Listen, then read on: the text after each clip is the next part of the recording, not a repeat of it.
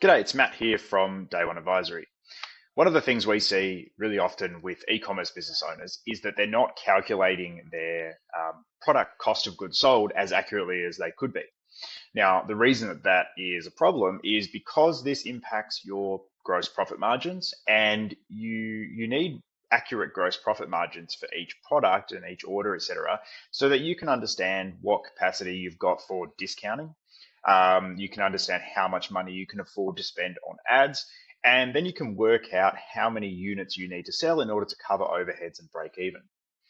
So accurate numbers for any business is important, but accurate numbers for e-commerce businesses on a down to a unit level is super important so that you can confidently make a profit in your business.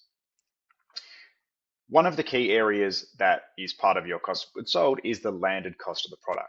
Now, landed cost of the product means the actual purchase price of the product. So let's say you pay 20 bucks to the supplier for that product, but it also includes that product's share of the shipping costs, the insurance, customs duties, etc., that are seen to be added to those orders every time you do an import.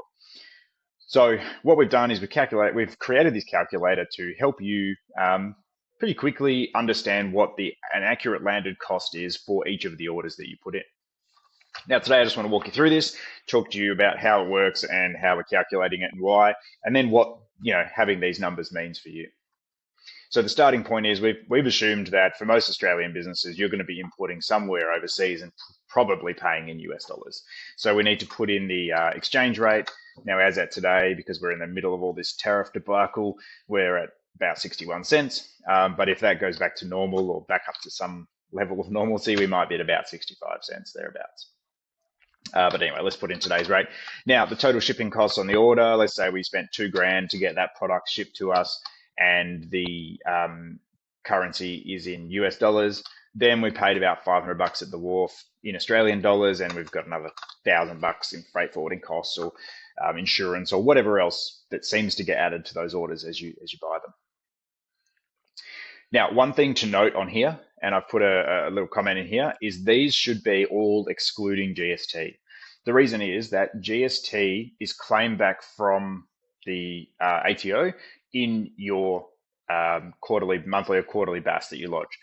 So we don't want to include the GST component in the landed costs, because at the end of the day, you pay it, but then you ultimately get it back as a credit in your BAS. So just make sure when you do these numbers that they're all excluding GST. Once we've got those in, we then need to actually put in the cost of each product that we purchased on the order and the quantity. Now, we've run this out to 10 SKUs, but you could pretty easily go and, if you had more, you could pretty easily go and extend this out and copy the formulas across. Now, let's say we've got a product cost 20, 5, 100, 50, and 25. We've ordered 1,000 of these, or 100 of those, 1,000 of these ones, 500 there, and about 100 of those and 200 of these ones. Just making numbers up at this point. So the total quantity, we've ordered 1,900 units across these 5 SKUs, and that's cost us 67,000 US dollars in this case. Now, the system is, or the spreadsheet, sorry, is now calculating all of the landed costs for each of those products. The starting point here is to work out what is the Australian dollar cost of the actual product itself. So that's just taking the US dollar and dividing it by that currency there to work out what the Australian dollar equivalent of that is. Then what we do after that is we allocate the share of the shipping costs, custom charges, and insurance across the 100 units of SKU 1 that we purchased. And that allocation is done in this spreadsheet based on the proportionate share of the total cost. You could use other methods like the share of the quantity or what have you, or weight or what have you, but that's probably getting a little bit complicated for this purpose. And for most, an allocation based on the proportionate total cost is plenty sufficient. So we can see in this scenario that SKU 1, the actual landed cost of this is $34.21, and going across here, etc. Now, This is, like I said, pretty simple way to calculate the landed cost, but it makes sure that for each of these SKUs, we've correctly allocated its proportionate cost of the shipping and other landed costs that come with this product. Now, like I said, the reason that it's important is that we can now have a much more accurate cost per unit and much more accurate COGS when we work out our margins. So for argument's sake, I'm not going to leave this in the workbook, but you might have sale price for your product is $100. We've got the other costs like, let's say we've got packaging costs of 5. We have shipping to the customer of 15. And we've got merchant fees to sell the product of, well, it'll be about $4.50 based on the $100 there. So we can then work out what our gross profit before ad spend is to say, well, we've got $100. Let's divide that by 1.1 to back out the GST, assuming we're selling to Australian customers.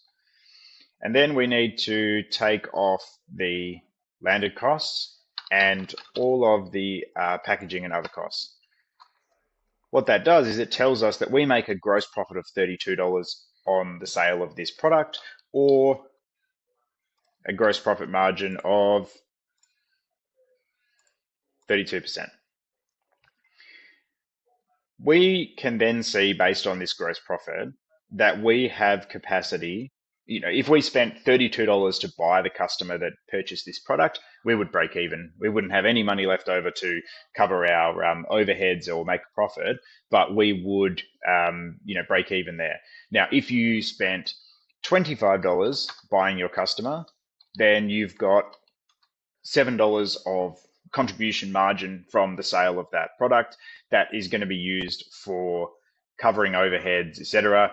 And let's say you had $10,000 worth of overheads for the month, then you would need to sell 1,390 units in order to cover your overheads. And let's say, for argument's sake, you wanted to make $5,000 of profit. So you actually had 15 grand worth of costs. You would need to sell 2,085 units. So the starting point here, though, is none of this calculation down here is going to be accurate if this isn't accurate. So the starting point for any cost of goods sold is making sure that you've got proper landed costs. So use this workbook that we've got here. You can jump onto our website and download a copy. Use this workbook to help you calculate what your landed costs are for your products.